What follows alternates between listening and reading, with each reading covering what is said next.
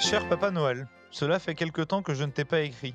En effet, depuis que je ne crois plus en toi, c'est-à-dire 3 ans, et un Noël où j'avais découvert que ce n'était pas toi sous ce costume rouge, mais cet infâme Valentin Aznar qui était déguisé pour m'apporter mes cadeaux. La supercherie fut vite découverte tant il titubait, avait une bouteille de gnôle dans la main et avait crié 69 latriques avant de s'effondrer dans la bûche glacée. Néanmoins, comme les temps sont durs, je veux y croire à nouveau. Alors je t'ai fait cette petite liste. J'aimerais un pack idée plus charisme pour nos entraîneurs de Ligue 1. Je trouve ça dégueulasse de nous mettre la pire saison de ces 10 dernières années, pile quand je suis au chômage. Un abonnement comme j'aime pour Valentin, juste avant l'enregistrement, il avait une petite faim, il a failli manger son micro, c'est en train de complètement dégénérer. La démission de Gérald Darmanin, des supporters de foot intelligents qui supportent vraiment le foot, un projet de jeu au Stade Rennais, la démission de Gérald Darmanin, un monte-escalier Stana pour Alex, un pied droit pour Warmed Omari, visiblement on lui en a livré deux gauches, et si tu retrouves son QI foot derrière un carton, c'est pas de refus non plus. Un passeport basque pour Tom, qui va sûrement s'inventer un oncle après cette émission et le huitième de finale du PSG. Un nouveau manteau avec plein de poches pour JB Guégan, qui n'a plus de place pour ranger l'échec du Qatar. Une victoire à l'Euro avec un penalty vainqueur de Benjamin Bourigeaud. Des chaussures qui courent encore plus vite pour mon ami nommé Kiki de Bondy. Un rasoir Braun électrique pour Zach, à la puberté fait des ravages. 4 places pour aller à San Siro en février. Une lettre E pour mon ami Bilal qui ne sait toujours pas comment écrire son prénom. Harry Kane ne gagne pas un titre avec le Bayern parce que franchement ce serait quand même vraiment très marrant. Un disque d'or pour Motas ou au moins d'argent, enfin un CD déjà ce serait cool. Un protège-slip imperméable pour un ami qui vit en banlieue parisienne et se fait appeler le Marquis. Qu'une des équipes supportées par Flo dans les 163 sports qu'il suit gagne quelque chose, qu'il sorte de cette foutue dépression. Une finition décente pour Random Scatomani. La démission de Gérald Darmanin. Et pour finir, si tu pouvais faire en sorte aussi que le monde arrête de se barrer en couille un peu partout, ce serait quand même vraiment cool. Sinon, je vais finir par croire que tu n'existes vraiment pas et que le Père Noël s'évale. Et là, on est vraiment dans la merde.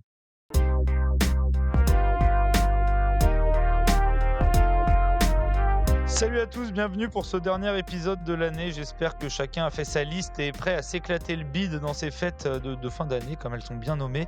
Bon, je me doute que j'aurai pas tout ce que j'ai commandé, mais au moins le monte-escalier Stana, ça devient urgent parce qu'Alex, il est bloqué au rez-de-chaussée. Ses voisins le prennent pour un fumeur de crack depuis 2 semaines. Donc là, il faut vraiment faire quelque chose. Pour m'accompagner aujourd'hui en territoire basque, on finit avec El Capitano Val, celui qui ne jure plus que par Peter the Wise, la seule personne dont on confond le quotient intellectuel et l'IMC, indice en bas de chez vous, c'est plus de 100. Ça va Val? Écoute, très bien. Alors, on dit Stonewise pour info. C'est ça son petit Ah surnom oui, officiel. bah oui, je suis con, je suis pas allé au bout de la vanne, t'as raison. Ouais. C'est encore mieux. Bon après Stonewise, oui, ouais, ouais, ça fait un peu Seigneur des Anneaux, c'est pas mal. C'est exactement ça. Et avec lui, le seul de l'équipe qui croit encore au Père Noël et dans un titre européen du PSG avant la fin de l'année, ça va Zach?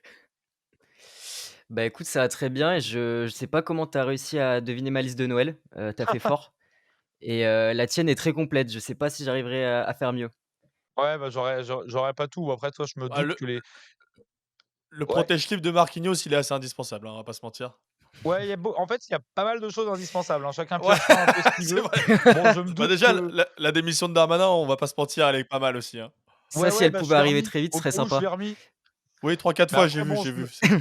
je me dis que dans le lot, les 2 pieds gauche de Warmed Omari, il y en a pas mal qui s'en battent les couilles quand même, hein. Ça me Ouais, c'est concerne vrai. principalement moi.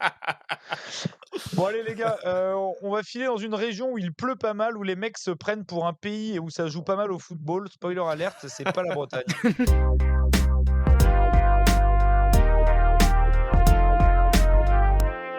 Bienvenue au Pays Basque aujourd'hui, cette région magnifique. On va parler d'un club bien à part dans le football ibérique, l'Athletic Bilbao, son stade mythique de San Mamés, son maillot rouge et blanc, son ancrage régional exacerbé. Sans faire beaucoup de bruit cette saison, les gars, Bilbao est une des très bonnes surprises de Liga. On va revenir comme d'hab sur les ingrédients de cette réussite, mais avant tout, on va parler de l'histoire de cette ville et de ce club qui est particulièrement à part dans le paysage espagnol. Qui veut se lancer, les gars? Bah, écoute, je peux y aller.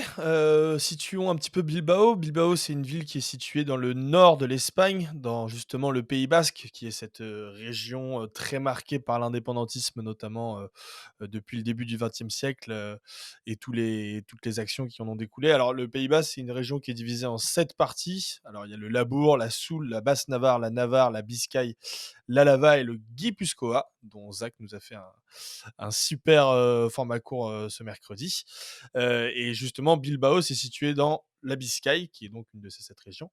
Bilbao, c'est une ville qui contient environ 350 000 habitants, bon, quasiment 1 million si on prend toute l'agglomération, qui est une ville qui est aujourd'hui très axée sur la culture, notamment depuis l'inauguration du musée Guggenheim en 1997, qui est un musée immense à Bilbao. Je sais pas, vous avez probablement déjà vu des photos de la ville de Bilbao avec ce magnifique musée, qui est l'une des attractions touristiques de la région et qui fait vivre littéralement économiquement la région.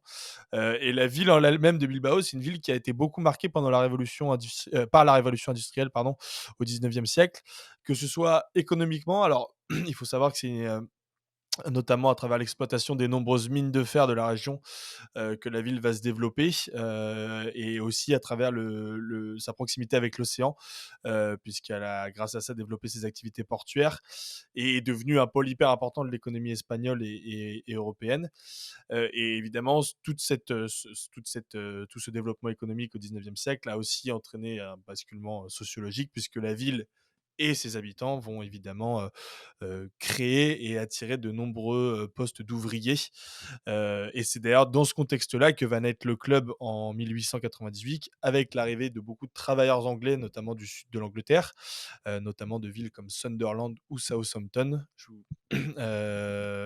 Avec donc l'arrivée de nombreux travailleurs qui vont venir travailler sur les chantiers navaux basques. Et c'est là que le club va se créer en 1898, avec justement le nom Athletic Club, qui est donc un nom anglais, ce qui est paradoxal pour un club qui est si indépendantiste et qui fait tant la promotion de la langue basque. Mais voilà, c'est comme il est créé en partie par des travailleurs anglais, d'où son appellation anglophone. Ouais, donc tu as tout bien résumé, Val. Et tu disais que, ouais, c'est assez spécial, de d'avoir un nom anglais pour un club comme Bilbao. Et ce qui est assez spécial aussi, c'est qu'au début, en 1902, l'écusson était pas du tout le même aussi. C'était un écusson, bleu et blanc, donc des couleurs totalement différentes de ce qu'on lui retrouve aujourd'hui. Ils Et en font penser fait, un peu à il y leurs a meilleurs ennemis. Exactement. exact, c'est ça. Et en fait, bah, il y a pas mal de changements qui vont avoir lieu dans les années 1910, et des changements qui, en fait, on va les retrouver encore aujourd'hui, à l'heure actuelle. Donc ces changements, ça va être le passage à un maillot rouge et blanc, celui qu'on connaît bien, donc avec les rayures, rouges et blanches, mais Est-ce que aussi, est-ce que Zach, l'abandon, ouais. je pose une mini question, est-ce que le maillot rouge et blanc, ça a un lien avec, l'immigration des supporters, enfin des ouvriers anglais comme les couleurs de Southampton, de Sunderland et tout, ou pas du tout? Bah, c'est exactement ça. Moi, c'est exactement ça. Je sais pas si tu Ah avais merde, j'ai l'anecdote, devancé. Zach, mais je te Non, la moi, il vole. était en train de me poser une colle. Ah, bah, voilà. En fait, initialement, les couleurs, bleues et blanches étaient dues au fait que c'était un immigré anglais, donc qui était venu, à Bilbao pour travailler, qui avait participé à la création du club et qui lui, venait à la base de Blackburn, qui joue en noir et blanc. Et en fait, il avait été missionné en 1910, je crois, pour ramener d'Angleterre, à l'occasion d'un voyage qu'il avait fait dans son pays natal, des nouveaux maillots. Et en fait, il y a eu une histoire. Alors, l'histoire est un petit peu floue sur pourquoi il a jamais réussi à trouver ses maillots de Blackburn, mais en tout cas, en fait, il s'est retrouvé à Southampton et c'est comme ça qu'il s'est dit, en fait, merde, j'ai pas de solution pour rapporter des nouveaux maillots, donc je vais prendre ceux qui sont sur place. Et il a rapporté les maillots de Southampton, et c'est à partir de cette année-là justement que le club a adopté les maillots à traits blancs et rouges. Magnifique, je tiens à préciser que cette question et ce lancement n'étaient même pas préparés, comme quoi on Voilà. finit par être un peu rodé. En tout cas, la conclusion, c'est: «Prends ça Gérald Darmanin», avec, cette super histoire d'immigration. Non mais lui, Gérald, les immigrés anglais, ça va, hein? Ouais, ça va, c'est vrai que c'est pas les Anglais le Ouais. problème. Donc conseil à mes amis de l'autre côté de la Méditerranée, quand vous arrivez, dites: «Hello, how are you?» Jacques, je te laisse reprendre le fil, d'histoire du club. Non, et en plus, ce qui est assez drôle pour revenir sur cette histoire d'immigration, c'est que, Val, tu le disais, c'est des immigrés anglais qui ont apporté le foot, du coup, au Pays Basque et à Bilbao. Et Bilbao, en 1911, bah, va tout simplement décider d'abandonner l'idée de jouer avec des joueurs étrangers pour uniquement, évoluer avec des joueurs basques. Et donc une politique qu'on va voir, existe encore aujourd'hui, mais qui s'est quand même un peu assouplie. Et autre chose qu'on a encore aujourd'hui, c'est le stade de San Mamés, qui ouvre ses portes en 1913. Alors il a été rénové depuis, Val, je pense que tu en parleras un peu plus tard. Et donc le stade est inauguré en 1913 pour une équipe qui d'abord évolue à un niveau amateur jusqu'aux années 20. En 1926, le club va recruter ses premiers joueurs professionnels et intégrer, la Liga en 1928 qui à l'époque était une ligue composée de seulement 10 équipes. Donc c'était très peu par rapport à Et aujourd'hui toujours avec et cette là, on va politique commencer à vo évidemment d'avoir que des joueurs basques, hein, à cette époque-là. ouais, exactement Alors, ce qui est et ce qui est paradoxal justement, alors je reviens juste sur l'anecdote que tu viens de donner, c'est que la décision de faire appel uniquement à des joueurs basques n'est pas du tout liée aux questions indépendantistes à la base. C'est suite à un match qui avait eu lieu pardon, en Copa del Rey en 1911 dans un match dans lequel le club de Bilbao avait été accusé d'aligner des joueurs qui étaient non sélectionnables. Et ben, le club s'était vexé à cause de cette accusation. Et c'est à ce moment-là qu'ils ont décidé de sélectionner uniquement des joueurs issus de leur région et donc qui sont sélectionnables. Mais à la base, c'était pas du tout des questions OK. identitaires. Donc voilà. Ouais, comme on peut le croire aujourd'hui. Vas-y, Zach, je te laisse reprendre le fil avant ta petite chronique. Yes et bah, là, on arrive, dans les années 30 qui finalement correspond un peu à l'âge d'or, de l'athlétique avec, plusieurs doublés, donc par exemple en 1930, en 1931 et donc on a une équipe qui domine vraiment le football espagnol à cette époque. Il y a par exemple un score moi qui m'a assez marqué, bah, c'est la plus large victoire de l'histoire du club, un 12-1 contre le FC Barcelone. J'espère que le PSG parviendra à en mettre un, de ce type-là, un jour et donc là, on a une longue période de gloire qui semble être promise, à l'Athletic Bilbao. Sauf qu'il y a un événement qui va arriver en Espagne, c'est la guerre civile en 1936 et ça va pas mal, changer le cours de l'histoire du club et Et de l'Espagne tout entière. et justement, Zach, je te redonne la main tout de suite après le petit générique pour ta chronique, Père Castor sur justement comment Bilbao s'est débrouillé pendant la période franquiste en Espagne.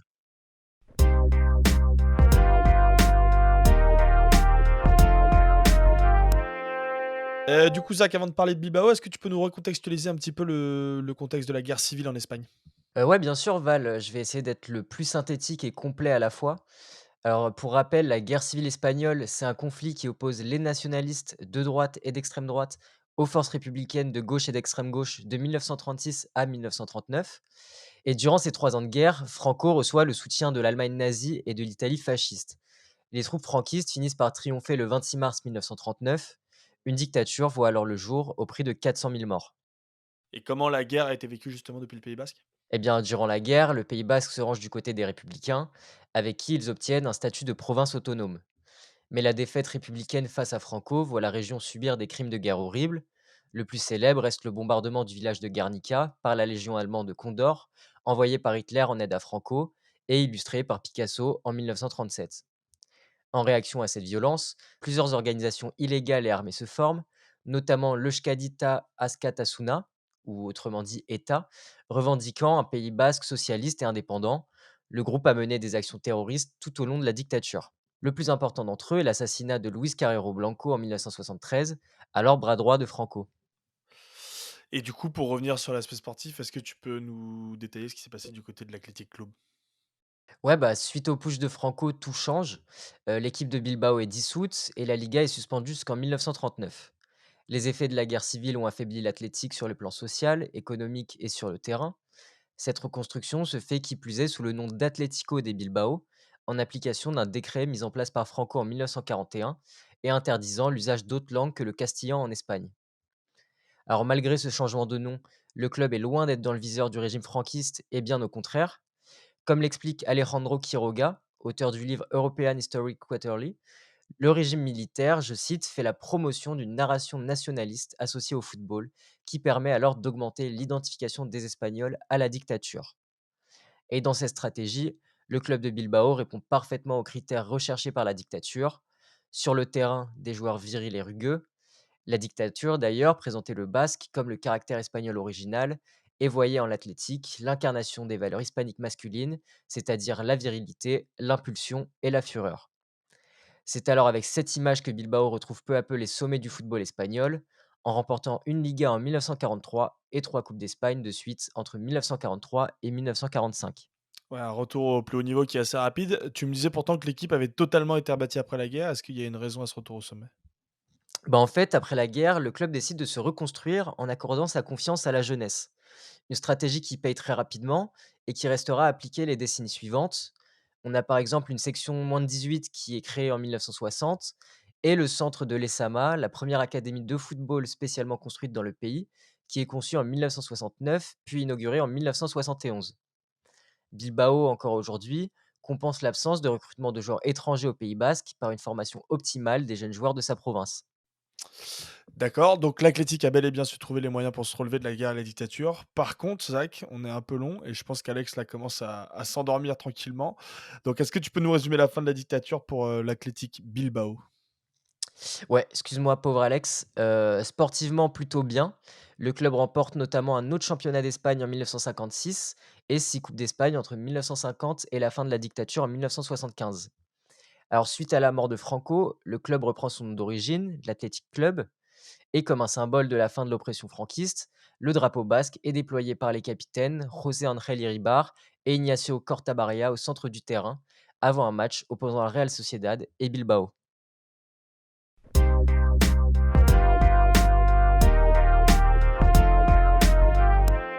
OK, merci Zach pour cette, chronique super intéressante sur le franquisme.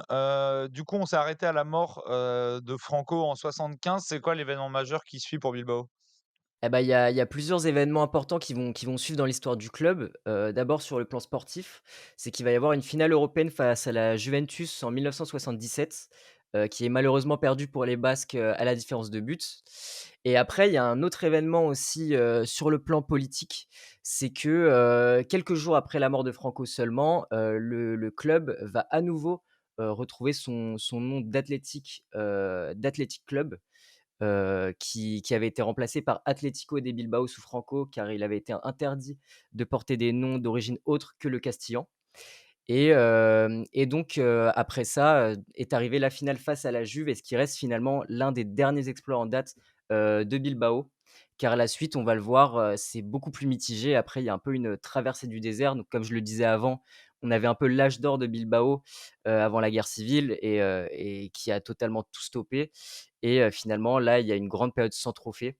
Alors Val, je sais pas si tu as des petits trucs dessus Ouais, bah, dedans, il y a une pour je sais enchaîner? qu'il y a il y a une coupe d'Espagne, dans les années 80, mais les années Ouais. 90 vont être la première décennie du club sans titre majeur, et qui va même être une décennie assez compliquée. Enfin, toute la période des années 90 jusque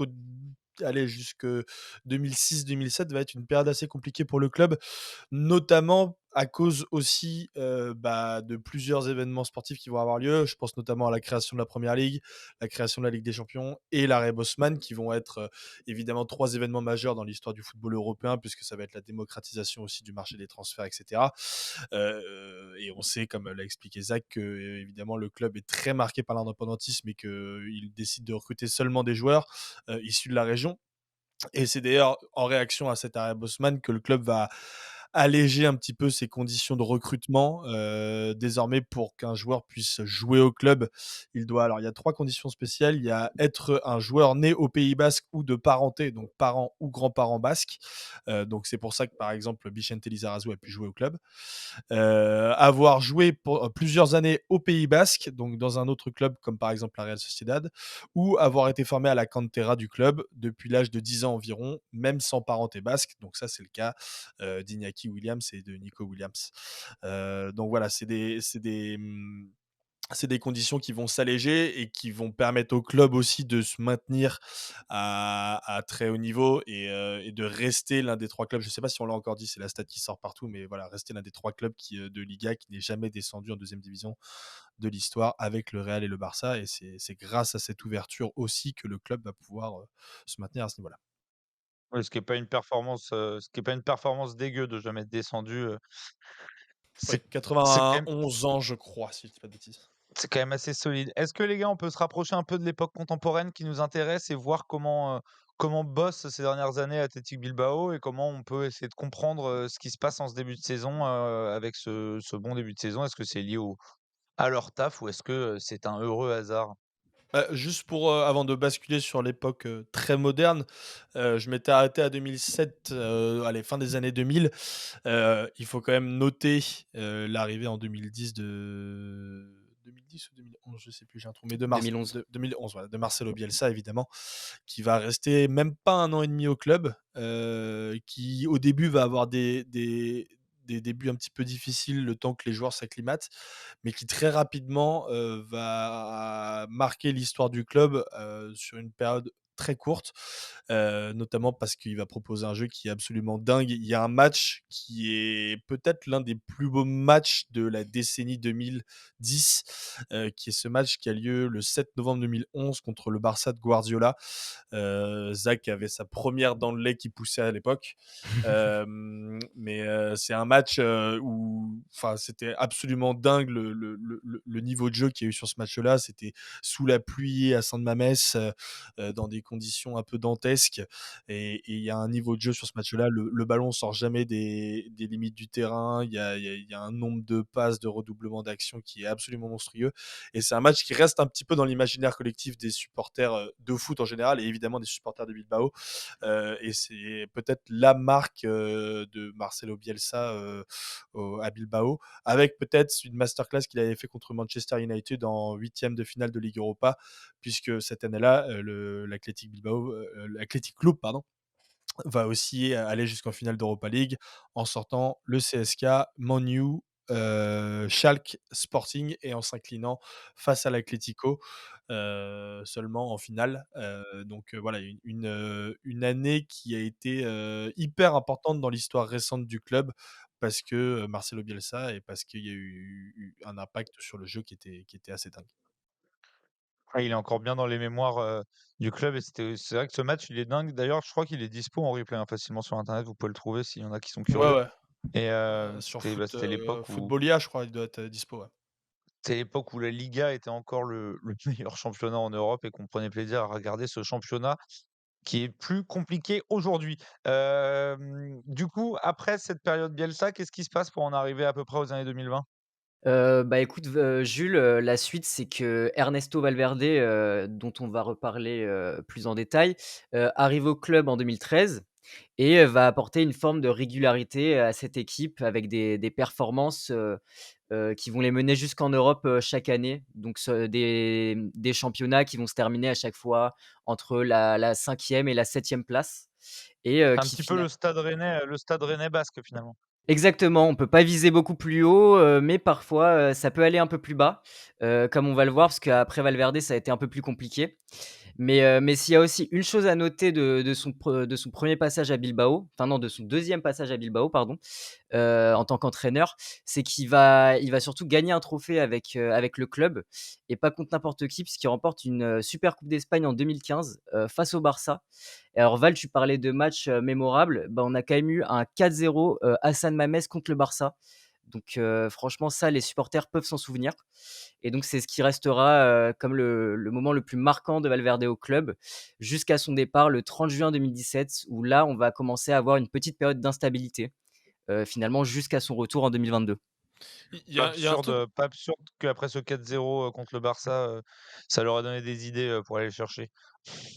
Il y a un truc qu'on n'a pas précisé sur le club, c'est peut-être son palmarès. Il faut savoir, alors on l'a précisé que c'est un club qui n'a jamais descendu, et cetera.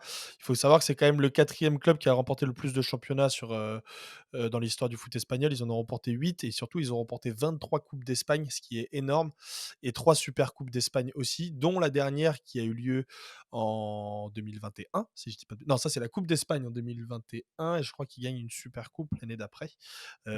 En éliminant le Real et le Barça dans un tournoi en Arabie Saoudite, je crois, ou en Afrique du Nord, je sais plus où exactement.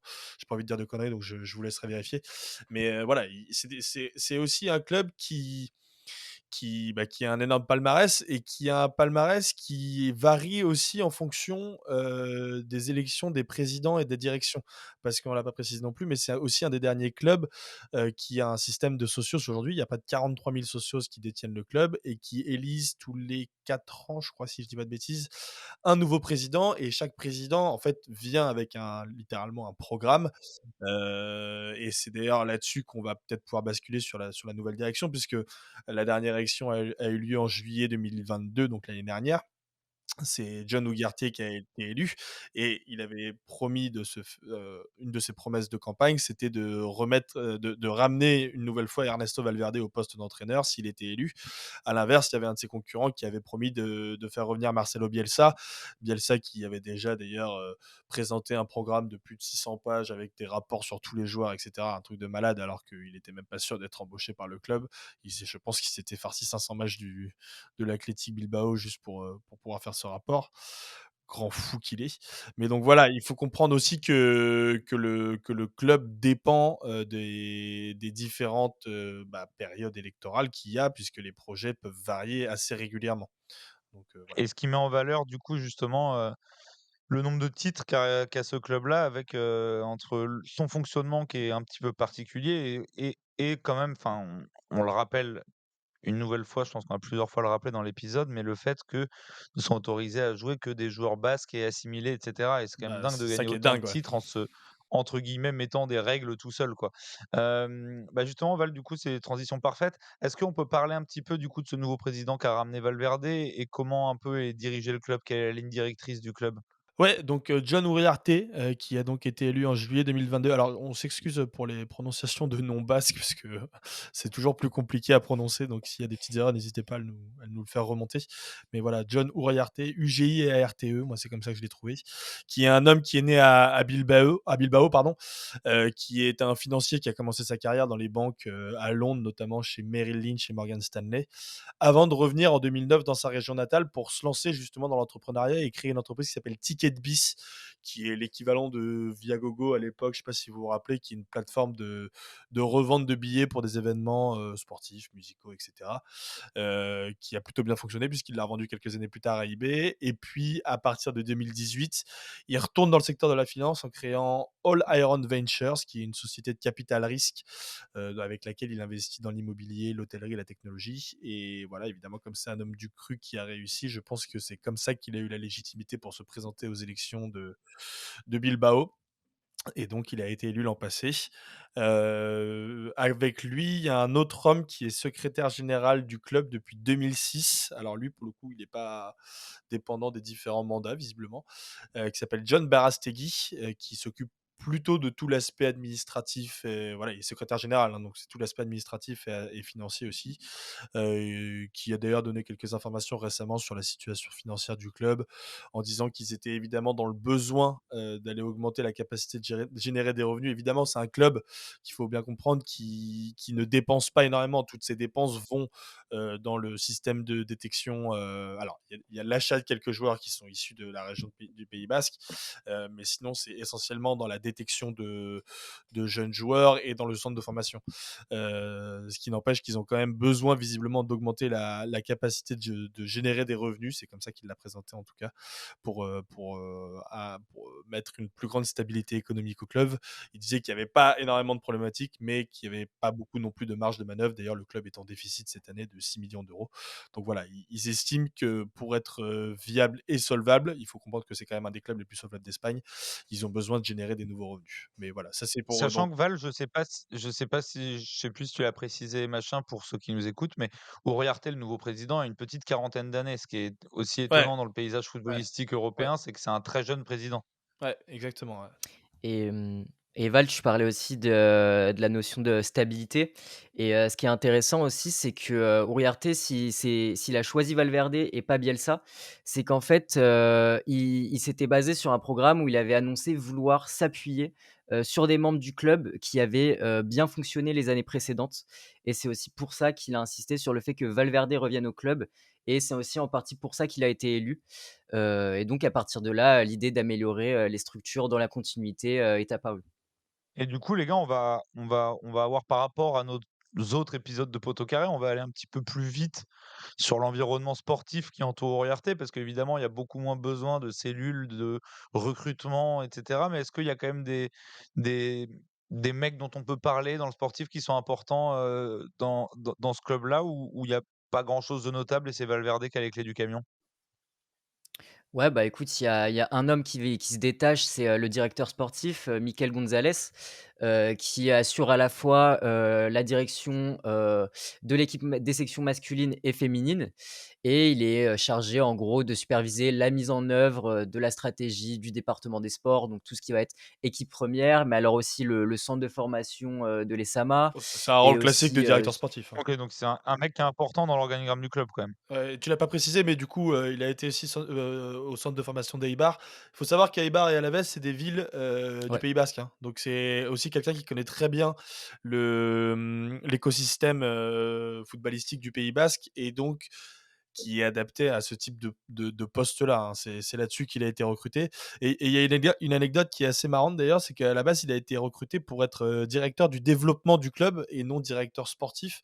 Donc qui sont pas des postes exactement similaires, mais en fait, donc directeur du développement parce qu'à la base, c'était un autre gars qui s'appelle Carlos Savignac qui était, promis pour ce poste-là en tout cas dans la campagne, électorale de John Ugarte et en fait, il s'avère que ce Carlos Savina a eu des propos un peu sexistes et racistes, notamment dans un tweet où il avait comparé des femmes noires en maillot de bain à des hippopotames.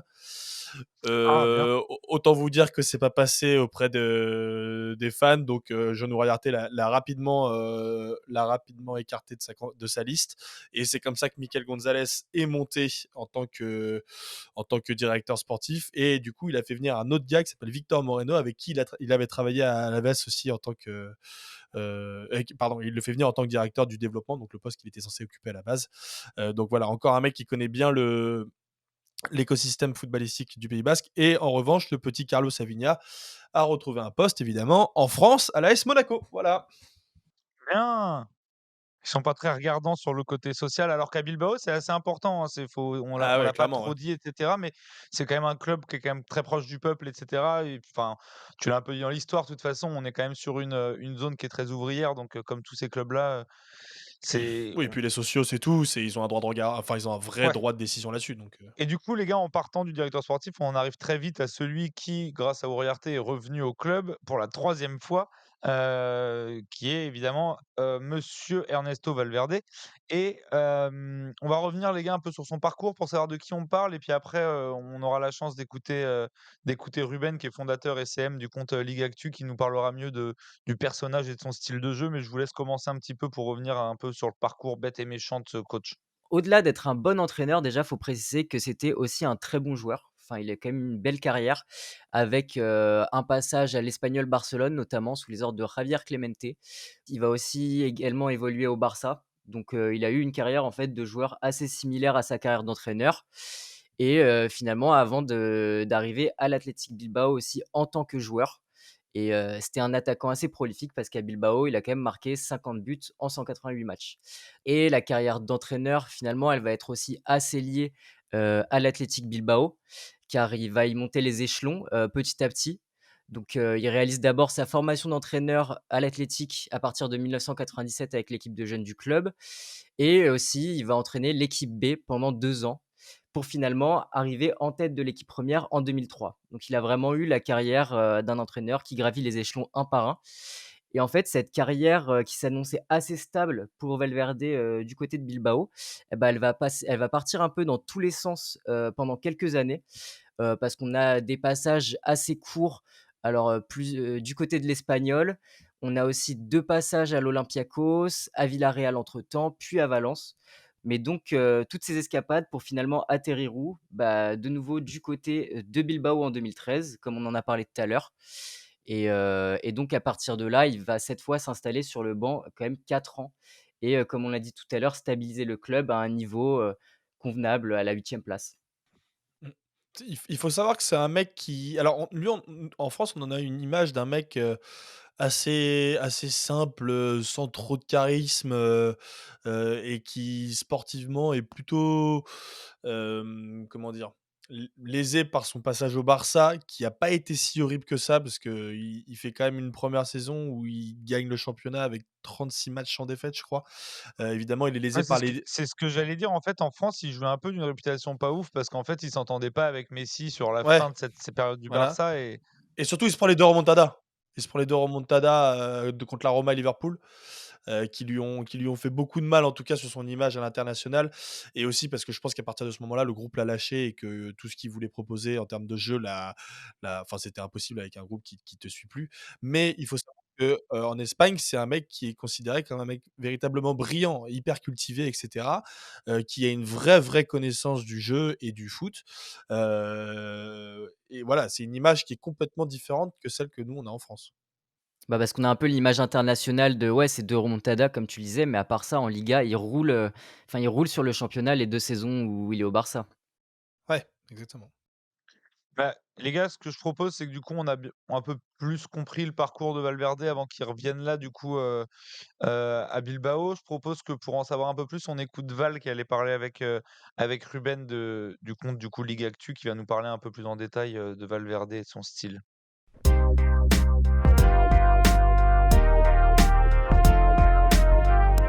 Salut Ruben, merci beaucoup d'être avec nous. Du coup, on va parler avec toi évidemment de l'Athletic Club. Est-ce que, tu peux nous parler un petit peu de l'avis général qui ressort en tout cas de cette première année avec Ernesto Valverde au club? C'est un entraîneur qui, de manière générale, en ce moment, surtout cette saison, bah, plaît beaucoup parce que il est radicalement différent de ce qu'on a pu voir de l'année dernière.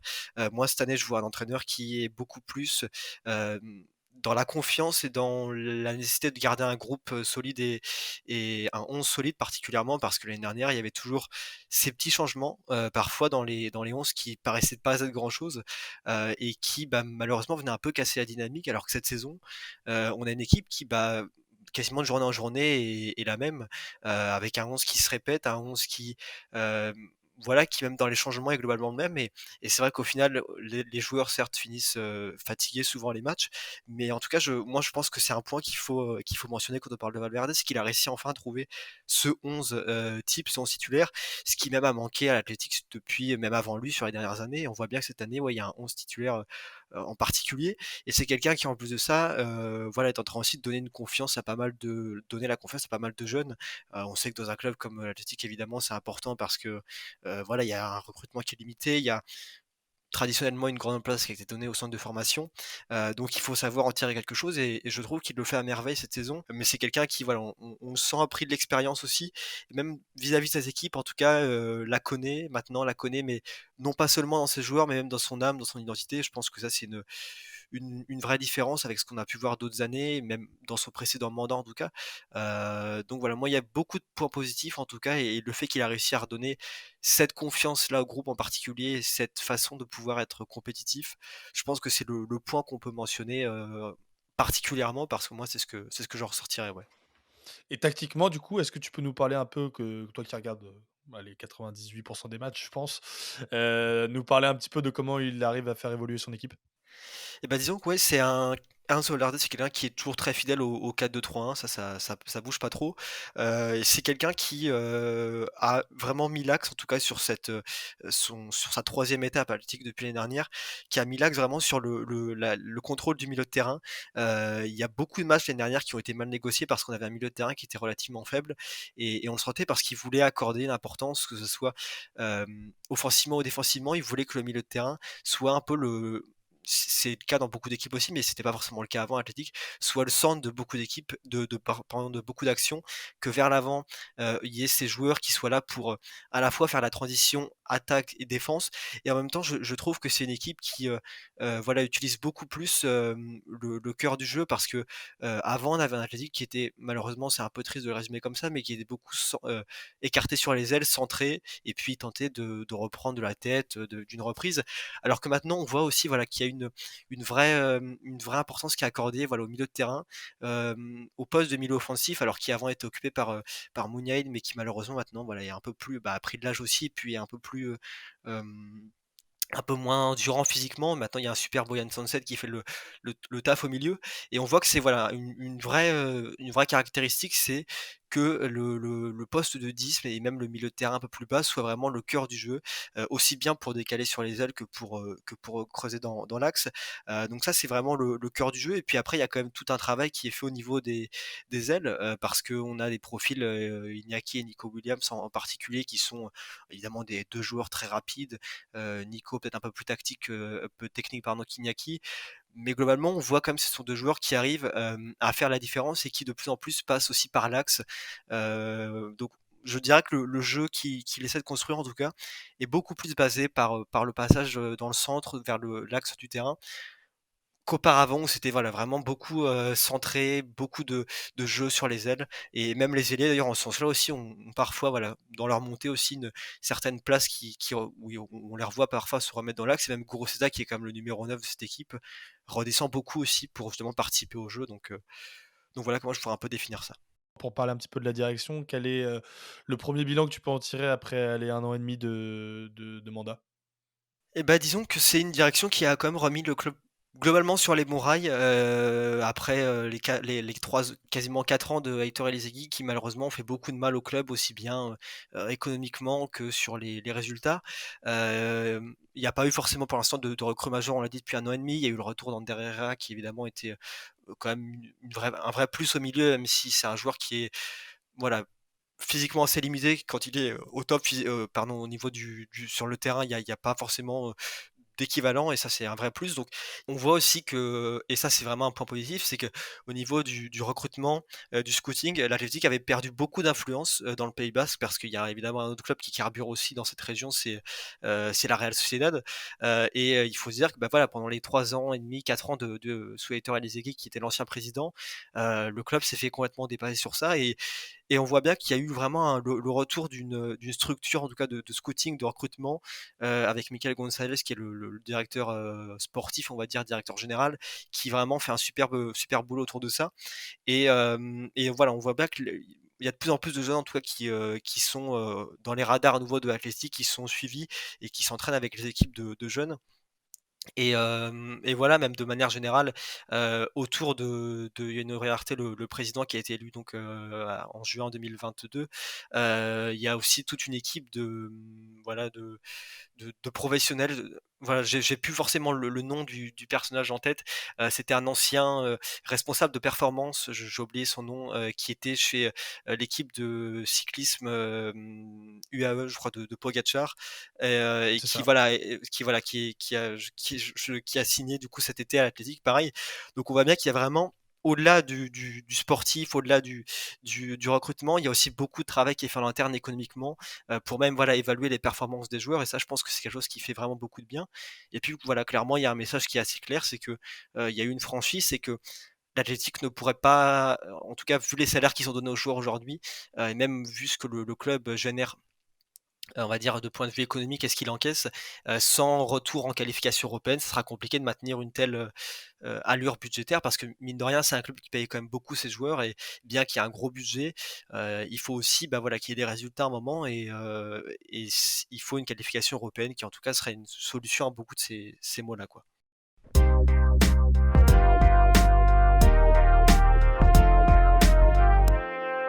On remercie à nouveau du coup Ruben du compte, on le rappelle Ligue Actu, on vous le mettra hein, dans nos réseaux sociaux pour que vous puissiez aller le suivre. Si vous voulez regarder la Liga de loin, c'est certainement le meilleur compte si vous voulez avoir une vision générale de ce championnat-là. Les gars, on va s'intéresser un peu du coup au matos dont dispose Ernesto Valverde. On parlait du directeur sportif, je suis allé pour préparer l'émission, évidemment me renseigner un petit peu sur les mouvements qu'il y avait eu cet été à Bilbao. Alors, le moins qu'on puisse dire, c'est que bon, dans les métiers planqués, il y a Pénélope Fillon et il y a lui, hein. Parce que dans les départs, t'as pas un départ, t'as pas une vente, tu as que des transferts libres et des fins de prêt. Et dans les arrivées, t'as que des arrivées libres ou des fins de prêt aussi. Donc on est sur une balance à 0 € pour cet été, mais il y a quand même eu un petit peu de mouvement dans l'effectif. Et on va revenir du coup, comme vous en avez l'habitude, un peu sur, on va dire l'équipe type de Bilbao qui joue cette saison. Hem, qui veut commencer les gars par le gardien qu'on connaît bien parce qu'on l'a croisé une ou 2 fois à l'international? Ouais, je pense que c'est peut-être pas le joueur sur lequel on peut passer le plus de temps, puisqu'il est quand même assez connu, c'est Unai Simon, qui est gardien du club depuis assez longtemps, depuis le départ de Kepa, je crois. Gardien titulaire de l'équipe d'Espagne depuis, au moins 2 grandes compétitions, au moins depuis l'Euro 2021. Voilà, un très bon gardien sur sa ligne, qui a plutôt un bon jeu de relance au pied. Une vraie certitude en tout cas sur le plan national et même international, on peut le dire. Je pense que c'est facilement un des 15-20 meilleurs gardiens du monde, peut-être 15 même plutôt. Voilà. Et puis du coup les gars, On va passer à la ligne de défense où ce que je disais en déconnant, il s'est pas passé grand-chose cet été. Il y a quand même eu le départ d'Inigo Martinez qui est un vrai pilier de cette défense centrale de Bilbao. On pouvait s'interroger, qui l'a remplacé? Comment elle s'organise la défense, de l'Athletic Club? Bah, écoute, ils l'ont pas vraiment remplacé à proprement parler, comme tu disais, il y a pas eu vraiment de gros transferts donc ça s'est fait de manière assez stable. On a d'un côté 2 titulaires qui se démarquent, ça va être, Heitor Paredes, qui a que 23 ans, qui est un produit formé au club, qui a passé toute sa formation au club entre 2010 et 2019 et qui est arrivé récemment en 2022. Et à ses côtés, il va y avoir aussi Dani Viviane qui a 24 ans, donc finalement c'est une charnière assez jeune, comparée si on la compare au reste de l'équipe finalement. Et lui, il a joué 3 ans pour la réserve avant d'intégrer l'équipe première seulement en 2020. Donc moi ça me fait penser quand je vois tout l'effectif, tu me diras ce que tu en penses Val, mais c'est qu'on a beaucoup de joueurs qui finalement, gravissent les échelons avec, en passant par la formation ou en passant, par le club avant ou que ce soit par l'équipe B. Donc ça c'est assez intéressant. Mmh. Ah bah, c'est typique du club, hein, tous les le problème, c'est que quand tu recrutes des joueurs qui sont que du Pays basque, à un moment, c'est que tu es obligé Ouais, d'avoir un tu fais bon un peu centre le de tour. formation et de détection. Donc forcément, l'Athletic Bilbao, étant le plus grand club du Pays basque, tu as tous les joueurs qui jouent au club sont quasiment tous passés par le centre de formation à un moment ou un autre. Il y en a Et un autre sachant d'ailleurs que dans vas-y, vas-y. Ouais, non, je voulais pas t'interrompre, je voulais juste préciser pour nos auditeurs que la petite différence aussi en Espagne, c'est que les équipes B, les équipes réserves des clubs peuvent jouer jusqu'en deuxième division espagnole. C'est pour ça qu'il y en a pas mal de joueurs qui peuvent avoir le statut pro en restant dans les équipes B et y rester, même si l'équipe B de l'Athletic, pour le coup, est en troisième division. Mais ils ont cette possibilité-là qui fait qu'il y en a certains qui restent dans les équipes B. Mmh. Moi, ce qui me marque plus sur ce 11 qui se dégage, alors 11 peut-être un petit peu plus que 11 parce qu'il y a plein de joueurs Ouais. qui tournent, c'est, les profils des gars qui sont vraiment des profils aujourd'hui, tu as une moyenne d'âge qui est une des moyennes d'âge les plus élevées du championnat. Je pense à un joueur par exemple alors les latéraux, on peut en parler parce qu'on était sur la ligne de défense. Les latéraux, c'est Demarcos qui est là depuis 2009, qui est un très bon joueur, qui a aujourd'hui 34 ans, qui était essentiel l'année dernière, notamment dans le dispositif de Valverde, qui est encore important cette année. Et Lecué, qui est un joueur qui a 30 ans, qui n'a jamais eu véritable. Enfin, il est là depuis longtemps aussi, il est là depuis 2016 au club, je crois, qui n'a jamais été un joueur transcendant, qui n'a jamais été un immense joueur. À la manière un petit peu aussi de son remplaçant, Yuri Berchiche, qu'on a vu au PSG il y a quelques années, qui sont pas des joueurs fantastiques, qui sont des joueurs qui font le boulot. Et moi, c'est ce que je retiens. Alors là, je parle des défenseurs, mais c'est ce que je retiens un petit peu sur toute cette équipe. Titulaire au milieu de terrain, bon là il s'est blessé, mais Ruiz de Galarreta, 30 ans, même profil que les QA.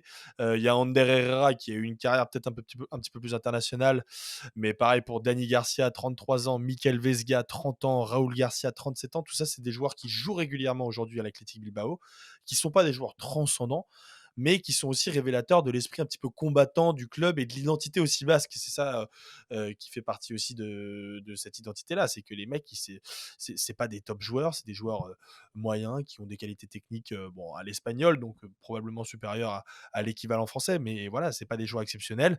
C'est des joueurs bagarreurs, c'est des joueurs qui vont au contact. Un peu à l'image aussi de ce qu'était l'Athletic Bilbao à une certaine époque. On sait que c'est un club qui a été fondé via l'immigration anglaise notamment, et qui s'est pas mal inspiré aussi du kick and rush qu'il y a eu en Angleterre dans les années 50 et dans les années 60. Donc voilà, c'est des joueurs un petit peu qui se.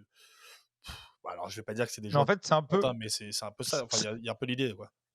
C'est un peu comme on a dit, tu sais, on dit souvent l'expression avec les potes, genre c'est ouais, c'est le bon jou lui, c'est le bon joueur de Ligue 1. En Ouais, fait, c'est ça, l'Athletic Bilbao, il y a beaucoup de bons joueurs de Liga c'est et en ça. fait, pour les suiveurs du foot européen, tous les blazes que tu as cités, c'est que des blazes qui parlent à tout le monde, en fait. C'est des blazes dont on entend vite fait depuis 10 ans, un article par-ci, un article par-là, un match et c'est que des mecs qui sont dans le paysage, qui font, comme tu le dis, pas d'étincelles, mais qui font largement le job. Mmh. On va dire que peut-être que les mecs qui brillent un petit peu plus, ils sont plus sur la ligne offensive. Et ouais, exactement et tout Et ça pour encore, di et tout ç ouais, c'est aussi alors des vieux routiers, hein. alors là, quand même, il y a un petit peu plus il y a des côtés Oui, un oui. petit peu plus fancy quand même, mais tout ça pour dire que c'est aussi révélateur de ce des qualités de Ernesto Valverde sur ce championnat-là, de réussir à faire, de telles performances avec un effectif entre guillemets «moyen».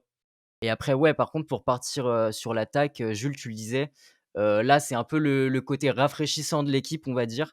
C'est qu'on a des joueurs un peu plus jeunes, Alors je peux commencer par le moins connu qui est Oyan Sanset, qui a 23 ans et qui n'a connu que l'athlétique, donc c'est un numéro 10, assez technique et qui a des bonnes stats. Et le moins connu est peut-être le plus talentueux. Ouais, c'est ça, franch C'est la deuxième valeur marchande du club, après après ouais, Nico derrière Nico Williams. quand même, mais ouais, donc tu as ce mec-là en numéro 10 qui fait du très bon boulot avec, ouais, on le disait, Nico Williams, qui lui, bah, je sais pas comment vous l'avez découvert, mais a crevé l'écran très vite, qui est arrivé en sélection espagnole très vite. Alors pas comme son frère qui lui, joue pour le Ghana, mais donc ouais, Nico Williams qui est le petit frère d'Iñaki, qui a que 21 ans. Il est capable de jouer sur les 2 ailes et cette saison, il évolue sur l'aile gauche avec son frère qui évolue sur l'aile droite. Donc Iñaki, pouvait être habitué à la pointe de l'attaque ces dernières années, mais là, il a été repositionné par Valverde à droite et en fait, ce qui va tout simplement, un peu, enfin définir le jeu de Bilbao cette saison, car ça va être un jeu, de transition très rapide avec beaucoup de profondeur, beaucoup de passages sur les ailes, beaucoup de centres et qui finalement, en fait, vont être permis par ces 2 profils, et pour distribuer en pointe à Gorka Guruzeta. Donc ça, c'est peut-être un nom qu'on connaît moins, nous en France, mais il a 27 ans, il est formé au club et il a joué entre 2015 et 2020 pour l'AB, encore une fois, un autre joueur qui a joué pour l'AB et il est revenu en 2022 au club et c'est un retour qui s'avère payant puisque cette saison, il en est quand même à déjà 8 buts en 17 matchs, ce qui est autant qu'Iñaki. C'est typiquement, Tant que typiquement le Nico. genre de joueur qui a pris son mal en patience en équipe B pour, faire des performances et attendre de monter tranquille, à l'étage du dessus. Vas-y Val. Ouais, je voulais juste revenir sur les frères Williams parce que c'est quand même 2 profils complètement différents. Nico Williams, c'est un vrai dribbleur, un mec qui bouffe un peu la ligne, qui va vraiment provoquer sur son côté et qui va aussi amener beaucoup de centres, ce qui est assez rare, en fait, dans les ailiers modernes qui ont beaucoup plus tendance à rentrer intérieur, à frapper et cetera. C'est un des joueurs qui centre le plus de Liga, Nico Williams. À la différence de son frère Iñaki qui est lui beaucoup plus un joueur, comme tu disais Zach, qui a aussi l'habitude de jouer en pointe et qui sait, partir de son aile pour aussi rentrer intérieur et proposer des solutions dans les demi-espaces ou entre les lignes. Donc voilà, c'est 2 joueurs complètement différents, peut-être aussi parce que Nico Williams est plus talentueux, ouais. Ouais et il est capable d'arriver dans la surface pour essayer de conclure. Tu le vois beaucoup repiquer, pendant les matchs dans l'axe. Ouais, et une des forces, je trouve, de Nico aussi, c'est qu'il est quand même très à l'aise avec les 2 pieds, ce qui fait qu'il est très imprévisible quand il déborde et c'est sûr que c'est un sacré talent. À voir si, comme son frère, il va rester à Bilbao longtemps ou s'il va finir, par céder aux sirènes du football européen. Bon les gars, on a bien parlé du coup de l'effectif avec tous ces vieux routiers. Avant de se projeter dans la saison avec vous et avec Ruben, de l'Athletic Club, on va avoir une petite chronique Père Castor de Val qui va nous parler un peu mieux de cette enceinte mythique de San Mamés, là où évoluent les joueurs. Ouais, je voulais terminer cette émission avec une rapide chronique sur le stade mythique de l'Athletic Club, donc la cathédrale San Mamés, comme on la connaît bien. Alors, on l'a dit, le stade a été inauguré en 1913 et le club entretient depuis plus d'un siècle le caractère assez solennel qu'il y a autour de cette enceinte. Alors, intéressons-nous donc à l'origine de son nom, San Mamés, un nom choisi en fonction de la proximité du stade avec un établissement qui est nommé la Misericordia, qui est un sublime orphelinat qui a été reconverti par la suite en maison de retraite et dans lequel on trouve une petite chapelle. Cette chapelle abrite San Mamés, donc un jeune martyr qui, selon la légende, fut jeté dans la fosse au lion par l'empereur Aurélien pour le punir de ses péchés. Et San Mamés aurait finalement réussi à s'en sortir en domptant ces fameux lions qui se prosternèrent devant lui. Et c'est donc la raison pour laquelle le stade a été nommé la cathédrale, pour la différencier de l'orphelinat San Mamés, situé à proximité donc, et que les joueurs de l'Athletic sont surnommés les Leones, les lions en espagnol, là encore en hommage à la légende. Un aspect solennel qu'on retrouve aussi dans l'histoire de ce stade, puisque les supporters rendent très régulièrement hommage à Rafael Moreno Aranzadi, plus connu sous le nom de Pichichi, qui inscrit le premier but de l'histoire du stade en 1913, avant de donner son nom, comme on le connaît aujourd'hui, au trophée de meilleur buteur du championnat d'Espagne. Et c'est suite à son décès prématuré à l'âge de 29 ans seulement à cause du typhus, que les supporters décidèrent de l'ancrer dans la mémoire du club en lui construisant une statue dans la tribune principale du stade. Et depuis, à chaque fois qu'une équipe se rend pour la première fois à San Mamés, le capitaine de l'équipe adverse donc vient déposer juste avant le coup d'envoi une gerbe de fleurs devant la statue en honneur aux joueurs et évidemment accompagné par le capitaine de l'équipe de l'Athletic Club. Le stade, à l'époque, qui ne faisait que 7000 places, va grandir avec le club. Au moment des premiers succès du club dans les années 30, le stade est agrandi pour accueillir 10 000 personnes. Mais c'est surtout dans les années 50 qu'il va véritablement se transformer avec la création de cette fameuse arche au-dessus du stade. Je ne sais pas si vous avez déjà vu des photos du stade qui était évidemment magnifique. Et qui était cette arche qui était évidemment assez révolutionnaire pour l'époque. Elle permettait de soutenir une partie du stade, notamment la place de Colonne, qui réduisait considérablement la visibilité et le nombre de places disponibles. Et donc, cette innovation en 1953 a permis au stade d'accueillir près de 40 000 spectateurs. Et donc, après avoir accueilli plusieurs matchs de la Coupe du Monde 82, c'est au début des années 2000, sous l'impulsion du président du club Javier Uria, et avec l'accord des socios, qu'est lancé un projet de nouveau stade. Et c'est comme ça qu'en 2013, le mythique stade de San Mamés est détruit et remplacé par sa version 2.0, le San Mamés Barria, construit juste à côté du premier et qui sera ensuite détruit. Alors évidemment, malgré l'aspect ultra moderne du nouveau stade qui répond à toutes les exigences de l'UEFA et qui est d'ailleurs plus un complexe sportif de 53 000 places avec 4 sous-sols, des salles de sport, des centres d'innovation, des tribunes VIP, etc., etc. Bah, malgré tout ça, le club a quand même réussi à perpétuer les traditions en important la fameuse statue du Pichichi et en réinstallant la fameuse arche du stade sur les terrains du centre d'entraînement du club. Merci beaucoup Val. Du coup les gars, on va passer comme d'habitude avec chaque club dont on parle, on va passer aux projections. Comment vous les voyez?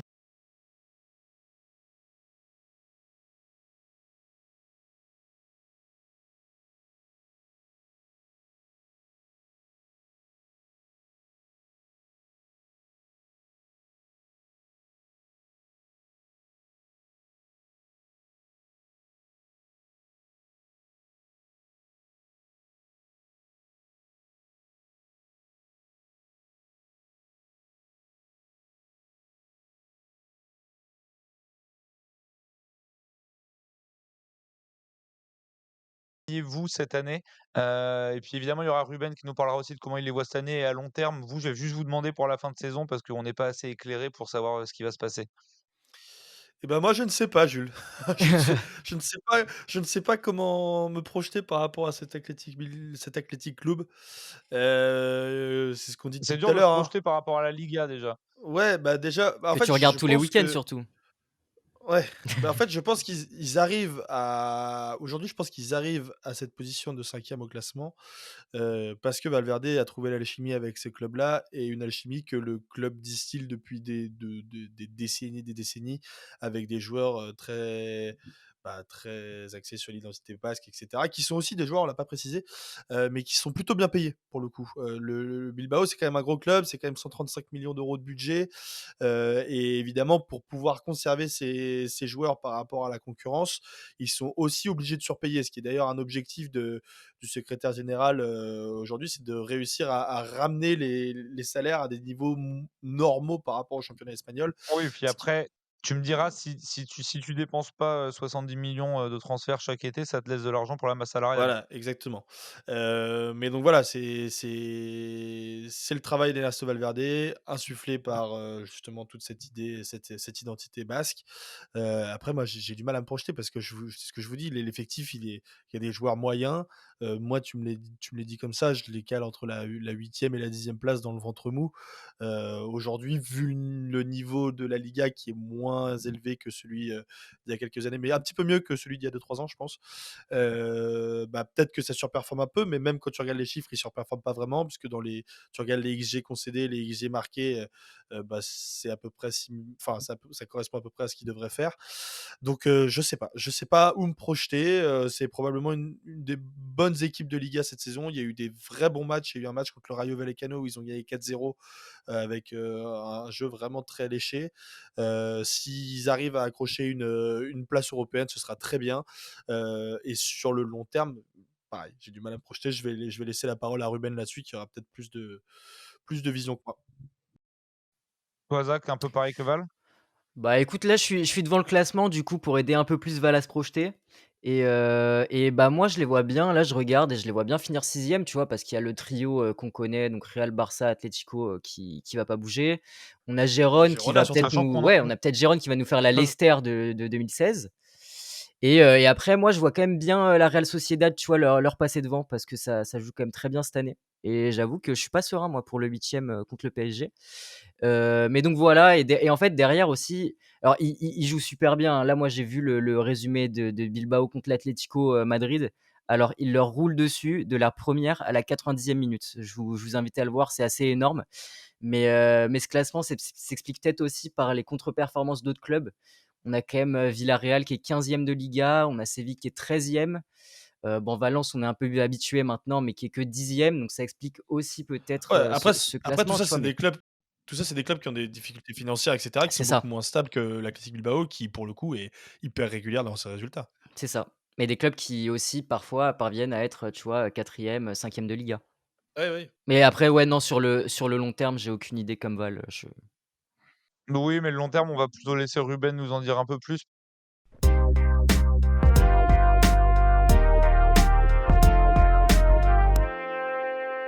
Donc moi, je pense qu'il faut une qualification européenne et dans l'état des choses, en tout cas là où on est, il faut lutter pour une place en Europa League évidemment. Ouais, Pour on l'instant était d'accord 5e et là-dessus. possible voilà 6e place. Effectivement, pour l'instant, on n'est pas loin de la Ligue des Champions, mais voilà, il y a quand même un gros rythme qui est mis devant, même si le Barça et l'Atlético sont peut-être un peu plus prenables par moment. Moi, je prendrais évidemment une qualification en Ligue des Champions, mais en étant tout à fait honnête et je pense et même objectif, voilà, je pense que l'Europa League c'est ce qu'il nous faut viser. Et à moyen terme, disons que c'est une équipe voilà qui doit plus que le faire de façon ponctuelle, qui doit se réinstaller dans la zone européenne tout simplement. On sait qu'il y a beaucoup de blagues, on va dire, dans la communauté autour du fait que la finale de l'Europa League, je crois 2024-2025, il me semble, va se jouer à San Mamés et voilà, beaucoup de supporters rêvent un peu d'un Athletic qui irait en finale cette saison-là. Donc pourquoi pas honnêtement. Mais moi en tout cas voilà, je pense que c'est une équipe qui a de la qualité, qui évidemment a des faiblesses aussi, mais qui a aussi voilà je crois beaucoup de bonnes choses et surtout voilà comme je le disais avec le travail qui est en train d'être fait, on retrouve un club quand même qui est compétitif. Et donc voilà, dans les résultats, c'est un club qui doit tout simplement multiplier les qualifications en Europa League, les enchaîner. Pourquoi pas viser la Ligue des Champions à un moment ou à un autre, évidemment. Mais voilà, c'est sûr qu'il faut retrouver en tout cas un certain rythme de qualification comme ça avait pu l'être il y a quelques années encore. Et puis voilà, continuer évidemment d'attirer des joueurs et de développer le centre de formation qui est comme l'âme du club.